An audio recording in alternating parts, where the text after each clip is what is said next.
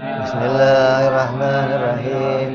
Nawaitu ta'alluma wa ta'lima wa tadhakkura wa tadhkira wa naf'a wal intifa'a wal ifadata wal istifadata wal hisana tamassuki bi kitabillahi sallallahu alaihi wasallam إلى الهدى إلى الخير ابتغاء مرضاته وقربه وثوابه حسن الخاتمة مع العلم والعافية صلاح العاقبة. Bismillahirrahmanirrahim. Alhamdulillahirabbil alamin. Wassalatu wassalamu ala asyrafil anbiya'il mursalin. Sayyidina wa habibina wa syafi'ina wa maulana Muhammadin wa ala alihi wa sahbihi ajma'in. Amma ba'du. Qala musanniful kitab rahimahullah, nafa'ana bihi wa bi'ulumihi fid dharain. Allahumma iftah qulubana futuhal arifin wa bihidmatika wa ansur alaina birahmatika ya arhamar rahimin. Ila anqal. Yang lalu kita sudah masuk dalam mukaddimah pembukaan kitab fikih yang baru atau awal kita mulai kaji, yaitu kitab Muqaddimah Al-Hadramiyah. Setelah pembukaan kita tahu bagaimana tentang mu'allif kitab, bagaimana tentang mu'allif mulai kitabnya dengan pembukaan yang bagus.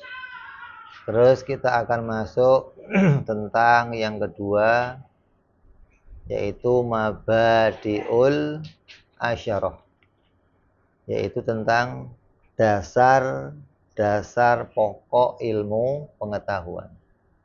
Setiap ilmu itu pasti punya 10 dasar ilmu. Artinya bagaimana ilmu itu terbina, ilmu itu terbangun, pasti dimulai dengan 10 dasar ini. Tanpa 10 dasar ini, maka berarti ilmu itu bukan sebuah bangunan ilmu yang baik. Jadi kalau ada ilmu yang kamu kaji kok enggak ada mabadi asyarahnya, berarti ilmu itu enggak jelas, bangunan yang enggak jelas gitu loh.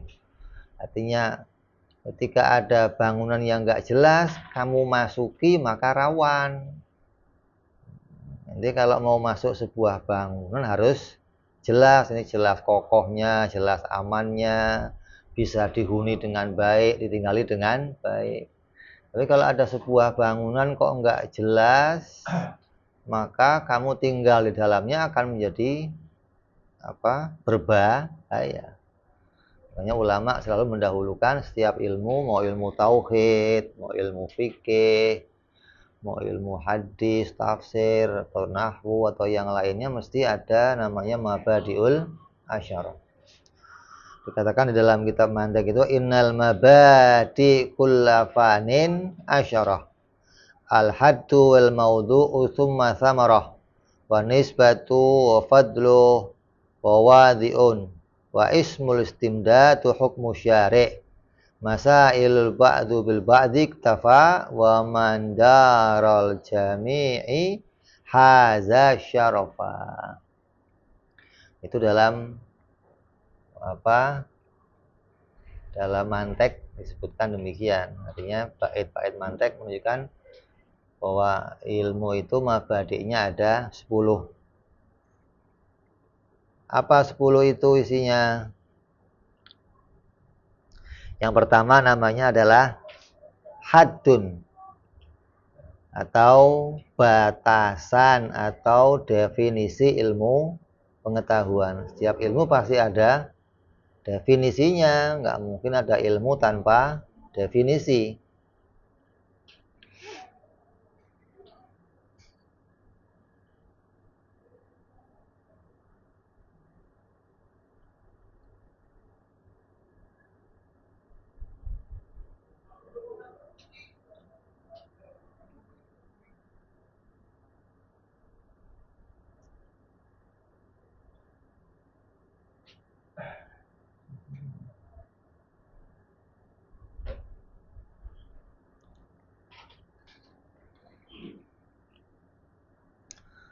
Maka kita masuk di dalam pembahasan tentang apa itu had atau definisi atau takrif.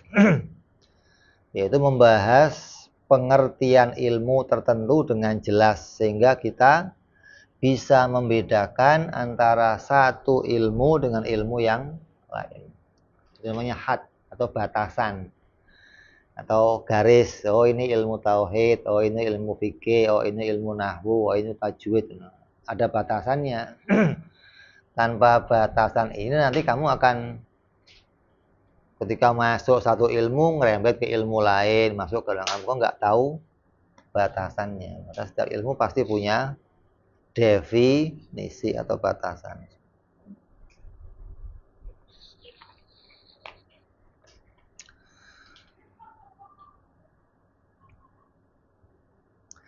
Apa itu hadduhu? Apa itu batasannya ilmu tauhid? Ilmu apa? Fikih. Ilmu fikih adalah al-ilmu bil ahkami syariati al-amaliyati al-muktasabu min adillatiha tafsiliyah. Yaitu ilmu yang menjelaskan hukum syariah yang berupa amaliyah yang diusahakan dengan dalilnya secara terperinci. Al-ilmu bil ahkam. Apa sih ilmu bil ahkam itu? Ya menjelaskan hukum-hukum. Kayak ilmu tauhid tentang apa itu hukumnya, kudrat bagi Allah, hukumnya sidik bagi Nabi, hukumnya menempat bagi jirim, bicara hukum tuh. Ilmu fikih ya bicara hukum, sholat hukumnya apa, puasa hukumnya apa, zakat hukumnya apa. Emangnya ada ilmu yang nggak bicara hukum? Ada. Ilmu tentang pengertian benda. Apa sih manusia itu? Manusia itu ya hewan yang berpikir. Itu nggak bicara hukum. Meja itu apa? Gajah itu apa? Rumah itu apa? Itu bukan bicara hukum. Maka ilmu yang demikian berarti ilmu tentang sebuah zat. Ilmu yang mau mencari pengertian tentang apa itu benda, apa itu zat, itu bukan ilmu tentang hukum. Dikeluar tuh. Segala ilmu tentang benda keluar dari divisi ilmu al-ahkam. Ilmu tentang hukum-hukum syariah. Syariah keluar dari hukum syariah apa ini? Hukum-hukum akliyah. Karena di dalam ilmu tauhid kita tahu ada namanya ilmu akliyah. Seperti apa ilmu akliyah itu? Bicara tentang apa? Satu itu setengahnya dua. Bicara tentang kalau ada asap, ada api. Kalau ada bekas, ada yang membekasi. Kalau ada orang ngomong di luar sana, ada suara, mesti ada yang ngomong. Itu ilmu akliyah namanya. Beda dengan ilmu syariah. Artinya yang batasannya bukan berlandaskan dari murni pemikiran, tapi sesuatu yang disampaikan langsung oleh seseorang. Kalau ilmu akliyah kan kamu nggak perlu berita dari orang. Kayak kamu melihat asap, kamu nggak usah berita ada yang kebakar ya, kamu nggak usah nanya. Di depan kamu ada jejak telapak kaki, kamu nggak usah nanya siapa yang lewat. Mesti ada yang lewat. Namanya ilmu akliyah. Tapi kalau ilmu syariah nggak bisa, akal nggak bisa ikut-ikut nih, harus ada berita. Oh, kamu disuruh sholat. Oh, kamu disuruh puasa. Itu namanya ilmu syariah. Yang ketiga apa? Al-amaliyah. Ilmu tentang syariah yang berupa amaliyah. Apa itu amaliyah? Ya, tentang amal-amal ibadah. Bagaimana gerakannya, bagaimana cara mengerjakannya, bagaimana tata caranya. Keluar dari ilmu amaliyah apa? Ilmu i'tiqadiyah. I'tiqadiyah itu bukan amaliyah, urusan iman, keyakinan. Kalau amaliyah urusan badan, urusan zahir, gimana kamu melangkah, gimana caranya takbir, caranya sujud, caranya wudhu, itu namanya ilmu amaliyah. Kalau i'tiqadiyah nggak perlu dipraktekkan, artinya nggak ada cara praktek zahirnya. Iman kepada Allah, zahirnya gimana prakteknya nggak ada. Iman kepada hari akhir, zahirnya gimana nggak ada. Kemudian ini bukan ilmu-ilmu tentang apa amaliyah. Jadi harus ilmu fikih itu berkaitan sama ilmu tentang hukum-hukum syariah yang berkaitan dengan amaliyah. Terus al-muktasabu yang mana ilmu itu ilmu yang diusahakan.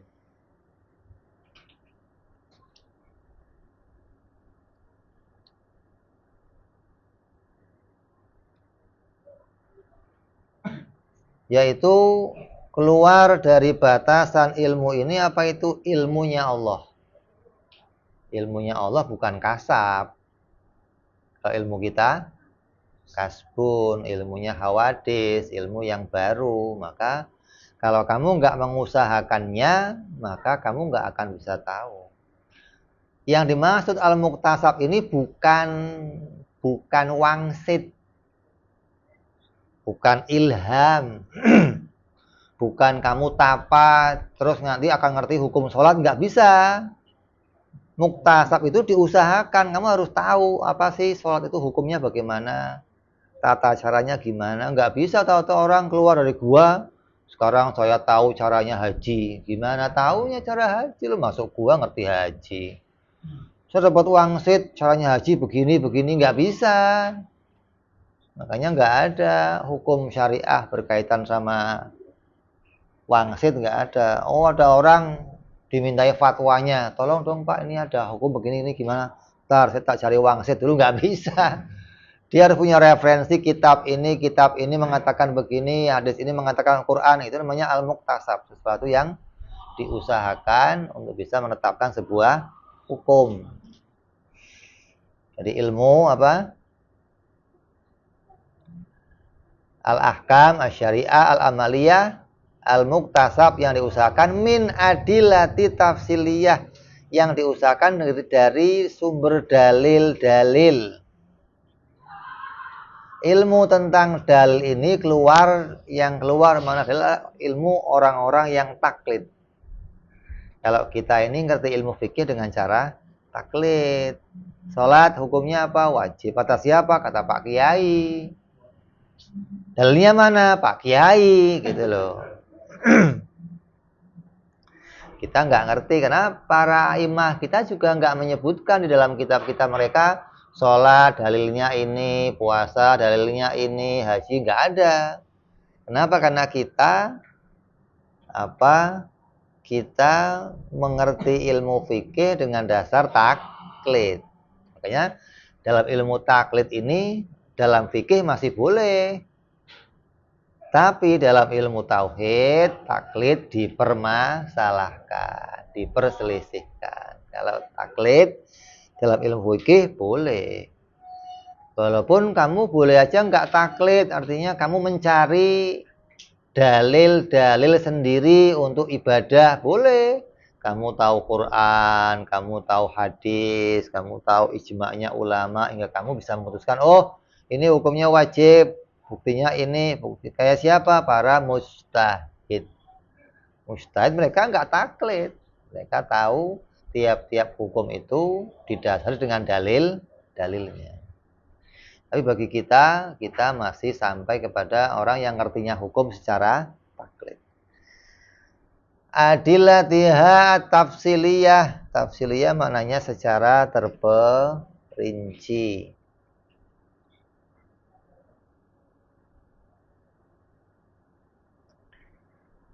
Seperti apa? Diambil dari dalil mana? Aqimis shalah li dzikri. Oh, aqimis shalah. Aqim koma itu di situ aqimu maknanya amr. Perintahnya apa? Perintahnya wajib. Salat berupa apa? Perbuatan yang diawali dengan takbir, ditutup dengan salam. Berarti lafaz yang di Quran ada aqimus shalah, berarti memerintahkan kita untuk wajib mengerjakan sholat. Namanya kita tahu dalil-dalilnya secara terperinci. Terus wal maudhu'uhu. Apa maudhu'nya? Maudhu' itu pembahasannya apa? Yang dibahas apa dalam ilmu fikih itu? Yang dibahas adalah af'alul mukallafin, perbuatannya para mukallaf. Jadi manusia itu yang sudah baligh, sudah berakal, namanya mukallaf. Maka apapun yang diperbuat mukallaf itu menjadi pembahasan ilmu fikih. Apapun, kedip kamu, jalan kamu, gerak kamu, jongkok kamu, tidur kamu, apapun yang dikerjakan mukallaf itu akan menjadi pembahasan ilmu fikih. Akan ada hukumnya, gitu loh.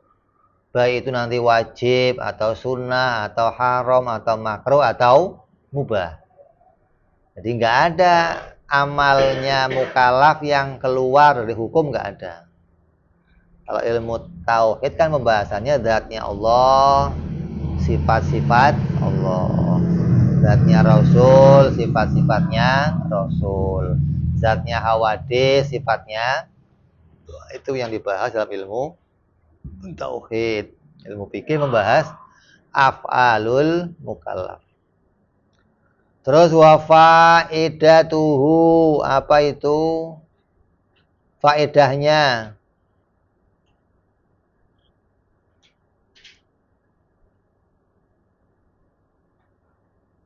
Apa sih keuntungan membahas ilmu tauhid? Faedahnya membahas ilmu tauhid, apa keuntungannya? Hasil yang didapat jika kita mempelajari ilmu itu, dengan begitu kita tahu arah yang jelas tentang ilmu tersebut.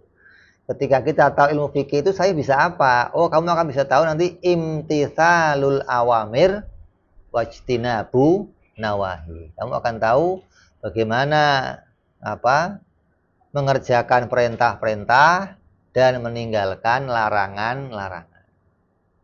Karena kamu sudah tahu hukum-hukumnya, akan tahu, oh kalau saya begini diperintah, oh saya begini dilarang, hingga kamu bisa menjadi orang-orang yang bertakwa. Bisa mencetak seseorang jadi orang yang bertakwa, karena akan tahu apa yang harus dikerjakan dan apa yang harus ditinggalkan.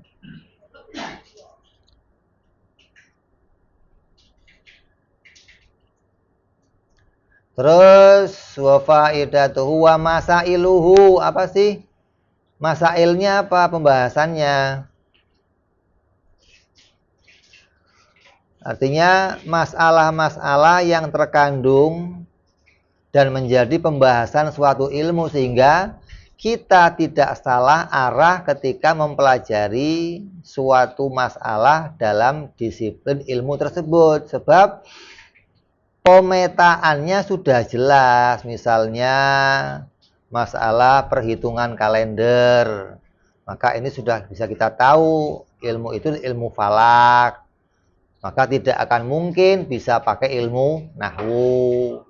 Oh, mau bicara tentang sifat-sifat Allah, oh berarti ini masailnya dalam bidang ilmu tauhid, nggak akan ketemu di ilmu falak, ilmu fikih, gitu loh. Ya, kamu nggak akan salah meletakkan.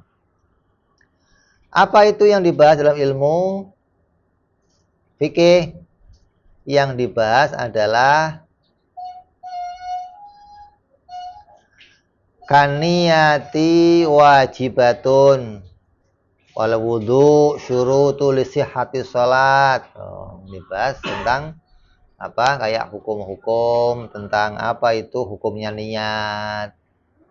Wudu itu menjadi syaratnya sholat.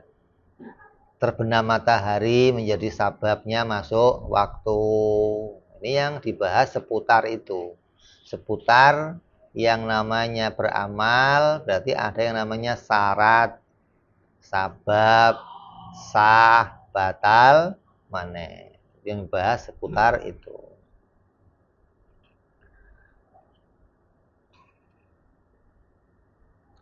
Wa ismuhu, apa namanya? Setiap ilmu pasti punya nama. Nggak mungkin ilmu nggak punya nama. Berarti nama itu setiap ilmu pasti memiliki nama. Nama ilmu tersebut terkadang lebih dari satu. Tetapi setiap nama pasti mempunyai alasan mengapa ilmu ini dinamakan dengan nama tersebut. Maka kita dapat mengerti nama ilmu tertentu dengan alasan penamaannya. Bahkan siapa saja tokoh-tokoh yang menamai ilmu tersebut. Dalam ilmu ini kita menamakan namanya ilmu fikih.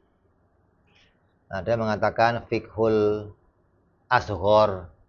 Ada yang mengatakan ilmu tentang ahkam, amaliyah. Ini banyak orang menamakan ilmu, tapi kita ambil satu namanya ilmu fikih. Kalau di dalam apa? Dalam kita belajar di kampung itu namanya apa? Pasolatan. Artinya ilmu yang berkaitan dengan bab ibadah. Padahal ilmu fikih ini nggak bahas bab ibadah aja, ya amaliyah, ya pernikahan. Itu makan sendal dia. Hah?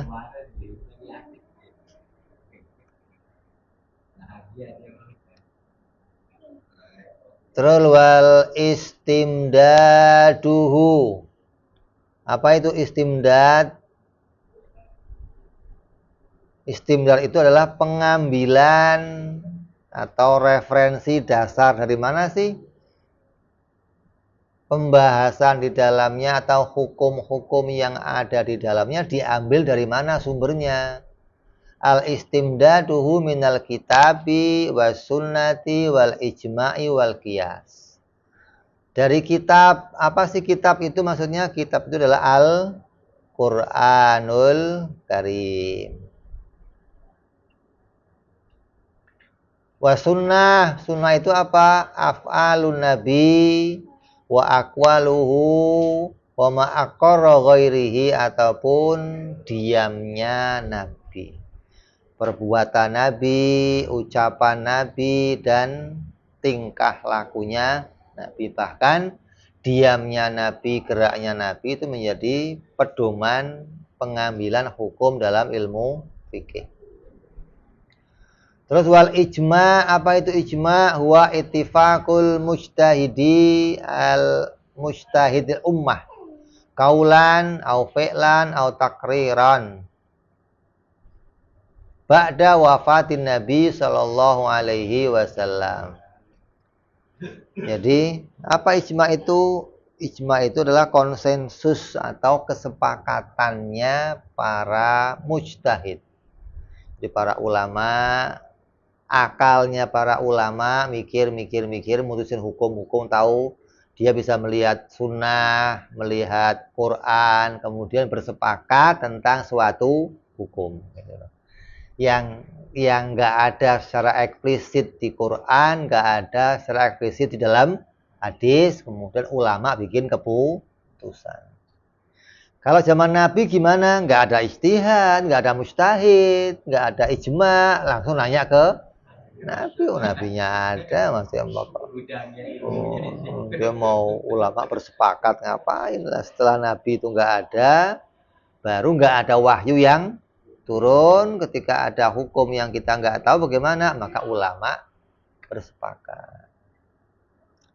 Qiyas, apa itu qiyas? Qiyas itu secara bahasa takdiru syai' ala misalih, menetapkan sesuatu seperti apa yang sepertinya. Menetapkan sesuatu dengan apa yang sepertinya, namanya kias. Kayak mengkiaskan apa? Enggak, mobil dengan sesuatu yang bisa berjalan rodanya 4. Mau itu truk, mau ini kias, ini mobil. Ini secara bahasa namanya. Tapi kalau secara istilah fikih, apa sih kias itu? Kias secara istilah fikih itu hamlul amr ma'lumun ala misalih. Mengambil sebuah perintah yang diketahui dengan perintah yang lain yang sepertinya gitu loh. Jadi ada satu perintah, ini nggak ada hukumnya nih, gimana? Oh, dikiaskan dengan perintah yang lain gitu. Ya, ada aturan, satu aturan yang baru yang kita nggak ngerti hukumnya, dicocokkan dengan aturan yang lainnya. Kayak contohnya apa?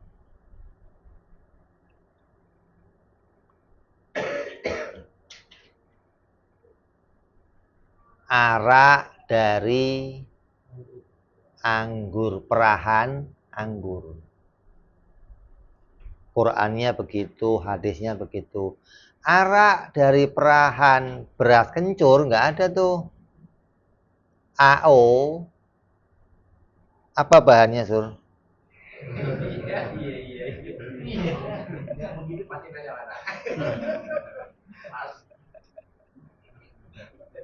Itu kan bukan anggur kan? Nah, hukumnya apa? Haram, dari mana haramnya?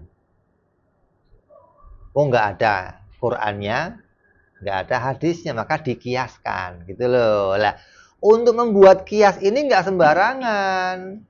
Nanti untuk belajar bikin satu kias untuk menetapkan sebuah hukum itu ulama butuh apa? Pembahasan yang panjang lebar gitu loh.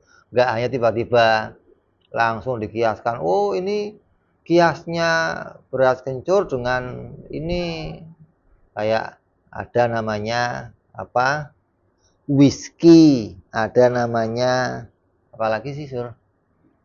Brandy, Jabir, ada lagi vodka ada.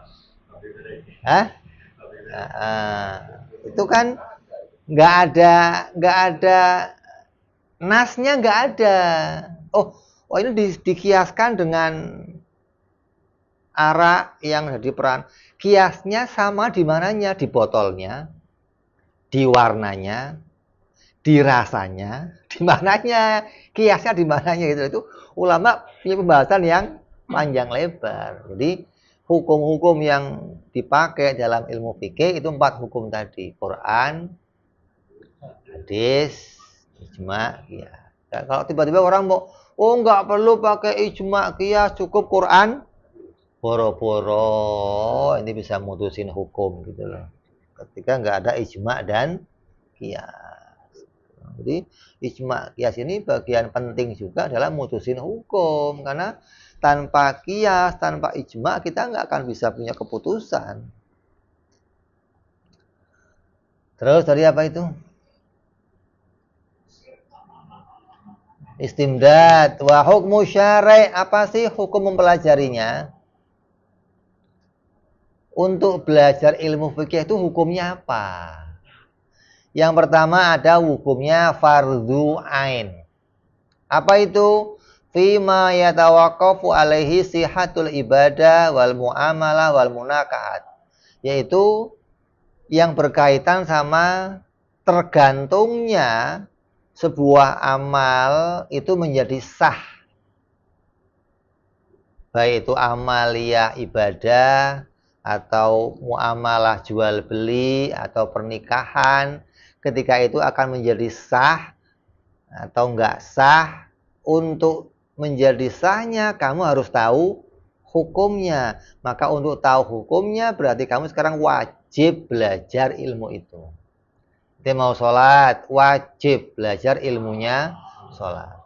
Ente mau buka toko, wajib belajar ilmunya perdagangan. Ente mau kawin, wajib belajar ilmunya pernikahan.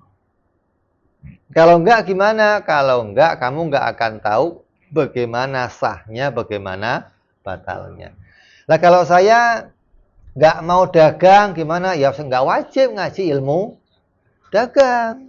Ente enggak mau haji, ya enggak wajib ngaji ilmu haji. Saya enggak mau nikah, Bib. Mau jadi pastor aja, ya sudah. Kamu enggak wajib belajar ilmu pernikahan gitu loh. Jadi yang wajib itu apa yang mau kamu kerjakan, maka wajib kamu belajar ilmunya. Kok saya tahun depan mau haji, sekarang wajib belajar ilmunya haji. Lah, kalau saya belajar ilmu haji tapi enggak untuk haji gimana? Sunnah. Bukan suatu kewajiban. Gitu loh. Jadi yang pertama hukumnya apa? Wajib, yang kedua sunnah. Yang ketiga ada wajib kifayah. Apa wajib kifayah? Yaitu fi mazada ala dalika ila bulughi darajatil fatwa. Yaitu belajar yang melebihi sekedar mengerti kewajiban. Hingga sampai derajatnya kamu bisa berfatwa. Harus ada nih.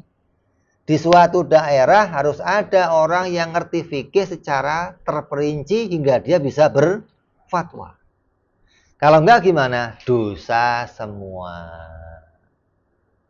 Oh, saya ngerti ilmu fikih, ngerti bab sholat, bab puasa, bab.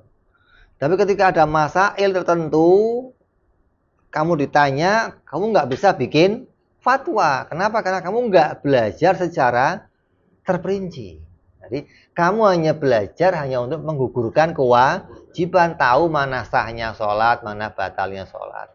Tanpa tahu bagaimana fatwa itu lebih kepada apa ya?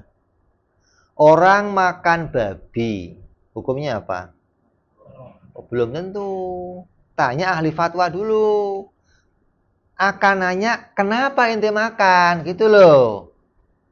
Nggak tahu kalau ente taunya haram. Ahli fatwa nggak bisa haram. Dia akan tanya sini, ente kenapa makan babi? Oh, saya nggak sengaja. Oh, saya nggak tahu.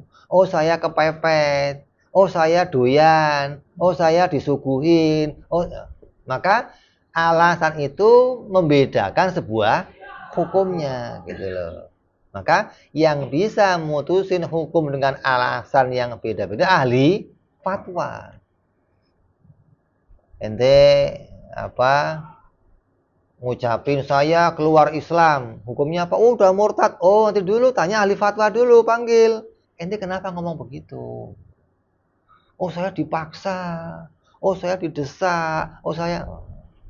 Maka seorang ahli fikih secara terperinci belum tentu ahli fatwa. Itu lagi nih. Ahli fatwa itu orang yang sudah bisa mempraktekkan hukum fikih. Hingga dia akan tahu setiap kondisi prakteknya seseorang.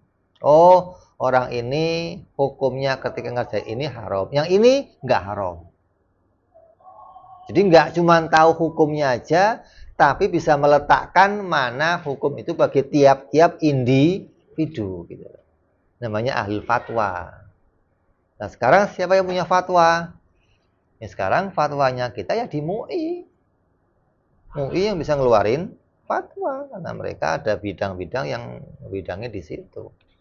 Nggak bisa asal ulama kampung bikin fatwa, nggak bisa. Artinya seorang mufti itu harus ditunjuk. Artinya nih ulama nih, tunjuk kamu yang ahli fatwa, gitu loh. Nggak bisa, oh saya udah jadi ulama, saya udah alim ilmu fikih, ngerti terperinci, saya mau berfatwa. Oh, nggak boleh. Kalau nggak ada persetujuan ulama yang lain, kamu nggak bisa jadi orang ahli fatwa, gitu loh. Ya nggak bisa asal ngerti kitab, bisa baca kitab, ngerti ilmu fikih, atau bisa berfatwa, nggak bisa. Harus dia ditunjuk dulu oleh ahli ulama yang lainnya bahwa ini memang ahli mumpuni dalam praktek ilmu fikih. Jadi apa hukumnya? Wajib ain, wajib kifayah, dan sunnah. Terus wa nisbatuhu ila sairil ulum. Apa hubungannya ilmu ini dengan ilmu yang lainnya? Artinya nisbah itu merupakan hubungan antara satu ilmu dengan yang lainnya. Misal, ilmu nahwu punya hubungan erat dengan bahasa Arab. Dia lebih khusus dibandingkan dengan ilmu bahasa. Ini hubungannya satu ilmu dengan ilmu yang lainnya. Maka ilmu fikih hubungan dengan ilmu yang lain apa? Mughayaratu laha. Ilmu yang berbeda dengan ilmu yang lainnya. Artinya ilmu ini berkaitan sama amaliyahnya seseorang. Artinya bagaimana tingkah laku seorang, tindak tanduk seseorang, hukum geraknya, hukum diamnya apa. Beda sama ilmu i'tiqadiyah, beda sama ilmu tafsir, beda sama ilmu hadis. Maka kalau dikatakan nisbatnya dengan ilmu yang satu dengan ilmu yang lain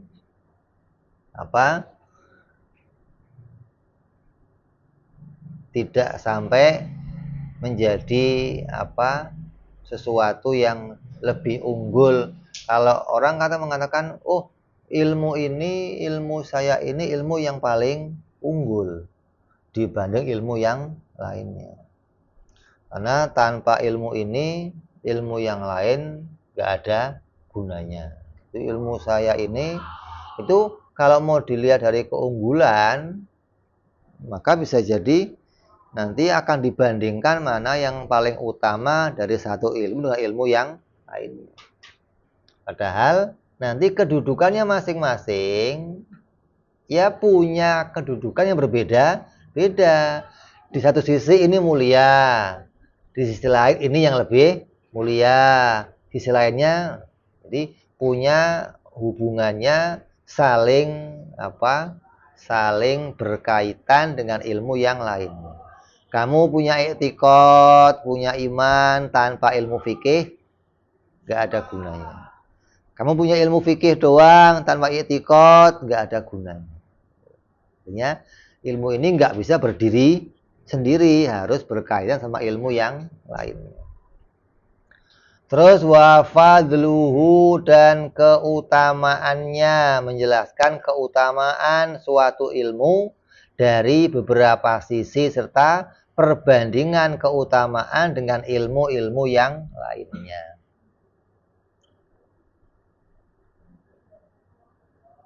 Maka kalau mau dibandingkan ilmu, maka tidak ada ilmu yang lebih utama selain ilmu akidah. Kalau mau ditanya, asyraful ulum, semulia-mulianya ilmu adalah ilmu akidah. Kenapa? Sebuah kemuliaan itu dilihat dari apa yang dipelajarinya. Ilmu fikih belajar apa? Af'alul mukallaf. Perbuatannya manusia. Enggak bahas perbuatan Nabi, enggak nih. Bahasnya perbuatannya manusia. Ilmu akidah bahas apa? Bahas tentang sifat-sifat Allah. Bahas tentang zatnya Allah. Bahas tentang sifat-sifat Rasul. Maka tidak ada ilmu, tidak ada sesuatu yang lebih tinggi dari zat Allah, sifat Allah, zat Rasul, sifat Rasul. Ilmu hadis bahas apa? Oh, kalamnya Nabi, tingkah lakunya Nabi, tindak tanduknya Nabi. Tafsir bahas apa? Kalamnya Allah, lebih tinggi lagi nih. Dari mulai tauhid, turun ke tafsir, turun ke ilmu hadis, ilmu fikih, turun terus begitu. Ini mau bicara dibandingkan atau bicara keutamaan satu ilmu dengan ilmu yang lain. Ini loh. Terus yang terakhir apa? Wa wadhi'uhu, siapa sih yang meletakkan ilmu ini?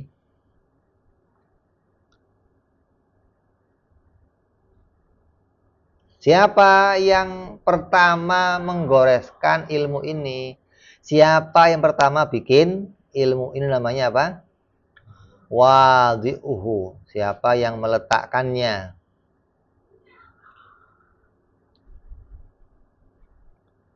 Yang meletakkan ilmu ini siapa?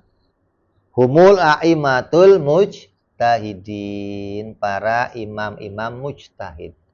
Di zaman Nabi nggak ada ilmu fikih, nggak ada. Di zaman Nabi nggak ada ilmu tajwid, nggak ada. Artinya nama ilmu itu nggak ada gitu loh. Walaupun yang dipelajarinya ada. Artinya di zaman Nabi belum menjadi fan ilmu maksudnya. Nah, setelah zamannya tabi'in baru difankan. Setelah difankan, orang jadi mudah untuk belajar. Oh, ada fan ilmu tauhid. Siapa peletaknya? Imam Abu Hasan. Bukan Abu Hasan al-Asy'ari yang bikin ilmu ini, bukan. Tapi yang membukukan gitu loh. Yang membuat ini sebagai metode mata pelajaran hingga orang mudah untuk belajar. Sebelumnya gimana? Ada di zaman Nabi juga orang ngerti tauhid. Di zaman Nabi orang ngerti tajwid. Tapi setelahnya tabi'in ada yang membukukan. Oh, kalau nun sukun ketemu alif, nun sukun ketemu fa, dinamain ini. Oh, tanwin ketemu, dinamain. Itu penamaannya baru. Di zaman Nabi nggak ada penamaan itu. Oh, ini namanya syarat, sah, batal, mane, ada rukun, ada. Itu ulama yang mujtahid yang membuat rumusan-rumusan itu namanya, yang meletakkan namanya. Jadi a'immatul mujtahidin. Siapa? Imam Syafi'i, Imam Hanafi, Imam Hambali, Imam Maliki, dan imam-imam mujtahid yang lainnya yang banyak. Tapi kenapa kok kita kenalnya 4 ini? Karena 4 ini yang masih eksis sampai hari ini.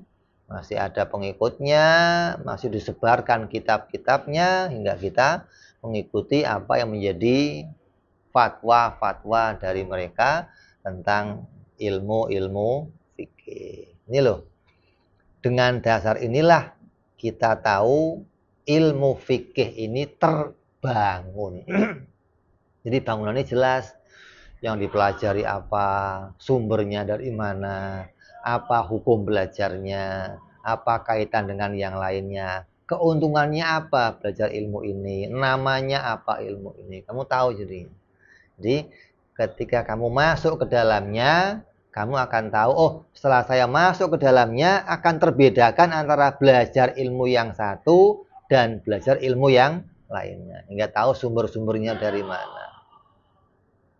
Ya, kita selesai membahas tentang mabadi' asyara. Besok kita akan mulai masuk bab yang pertama, itu at-thaharah, bab tentang thaharah, insyaallah. Wallahu a'lam bissawab. Ila hadratin nabi, al-fatihah.